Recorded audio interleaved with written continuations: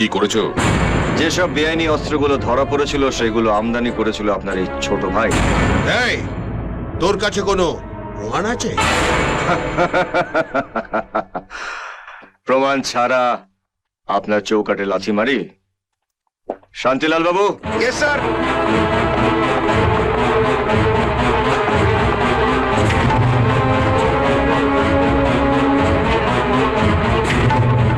বর্দা আর মেজদাকে শুনে দাও তো বাবলু ভাই, ছোটদার কেসটা কি?